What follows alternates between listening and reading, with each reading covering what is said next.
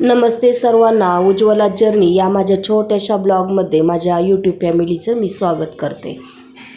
आज आपण तिखट मिठाचे आप्पे बनवणार आहोत। तर त्याच्यासाठी अगोदर मी ह्या वाटीने तांदूळ घेत आहे। पण 2 वाटी तांदूळ घेतलेले आहेत। हरभऱ्याची डाळ 1 वाटी, उडीद डाळ अर्धी वाटी,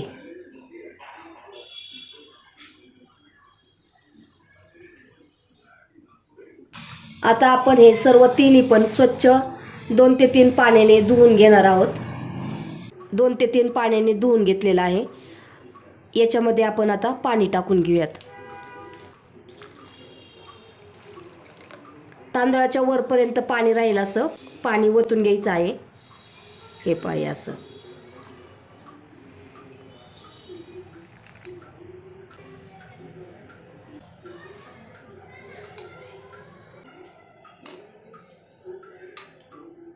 डाळीच्या आणि तांदळाच्या वरपर्यंत पाणी येईल असं याच्यामध्ये पाणी ठेवणार आहोत, कारण ते जवळजवळ 5 ते 6 तास आपण हे भिजवणार आहोत। डाळ आणि तांदूळ रात्रभर मी भिजत घातलेले होते। हे छान आता भिजलेले आहेत।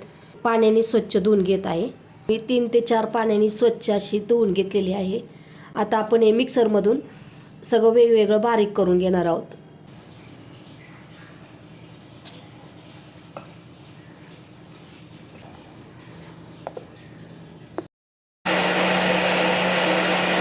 मिक्सरला असं सरसरीत वाटून घ्यायचं।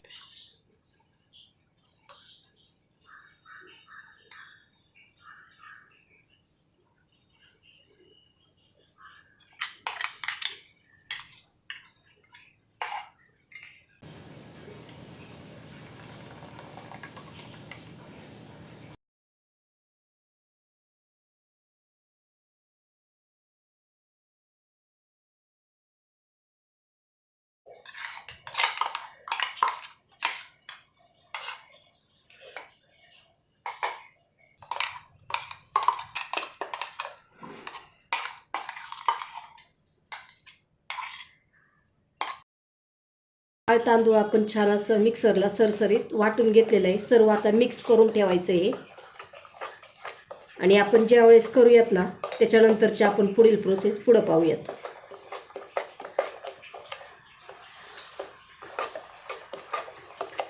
छान असं सर्व मिक्स झालं पाहिजे।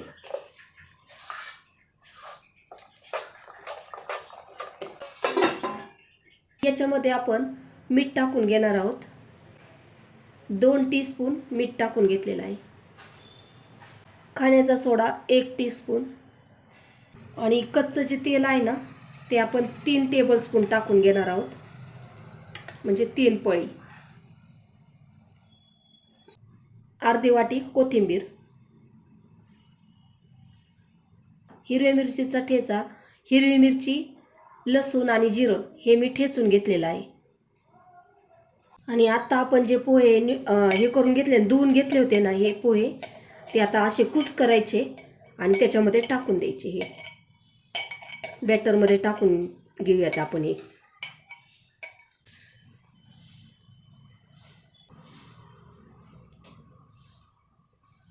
हे बॅटरमध्ये आता आपलं सर्व टाकून झालेलं आहे। बॅटर आता पुन्हा सर्व एक मिक्स करून घ्यायचं सर्व। तांदूळ आणि डाळीचे आप्पे केले ना खूप चवदार आणि छान लागतात। पहा, लहानांपासून मोठ्यांपर्यंत आवडणारा नाश्ता आहे हा। पोहे पण हाताने कुस्करलेले आहेत, त्याच्यामुळे हे चमच्याने व्यवस्थित असं मिक्स करून घ्यायचं आहे सर्व असं। आप्पे पात्र मी अगोदरच गरम करायला ठेवलेलं होतं। मंद गॅसवरती ठेवायचं अगोदर। त्याच्यामध्ये आपण आता तेल टाकून घेऊयात।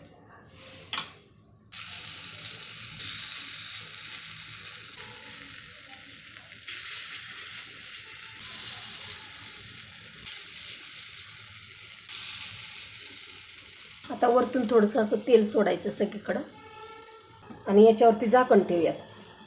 1 ते 1.5 मिनिटामध्ये हे सर्व व्यवस्थित आप्पे भाजून निघतील। पहा, आपण खोबऱ्याची चटणी करणार आहोत, तर त्याच्यासाठी मी ओलं खोबरं बारीक तुकडे करून घेतलेले आहेत. त्याच्यामध्ये अगदी थोडासा लसूण टाकायचा, मीठ 2 टीस्पून आपण मीठ टाकून घेतलेलं आहे. अगदी छोट्याशा मिरच्या आहेत, फक्त त्या 4 ते 5 टाकून घ्यायच्या, जास्त नाही. 1 टेबलस्पून साखर. याच्यामध्ये आपण कढीपत्ता घेतलेला आहे थोडासा 2 आणि कोथिंबीर, हे दोन्ही पण याच्यात टाकून घ्यायचं.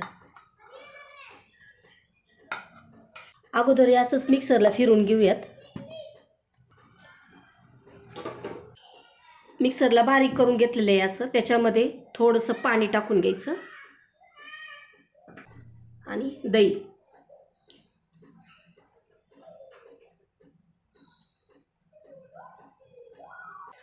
आता पुन्हा हे मिक्सरला आपण बारीक करून घेऊयात. हे पहा, मिक्सरला छान अशी बारीक आपली खोबऱ्याची चटणी तयार झालेली आहे.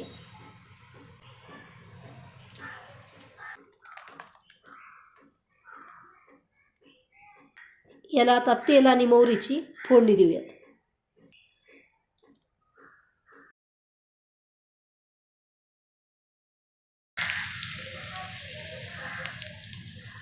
त्याची मस्त अशी फोडणी टाकून घेतलेली आहे. हे आता सर्व असं छान मिक्स करून घ्यायचं आणि आपली खोबऱ्याची चटणी तयार झाली आहे.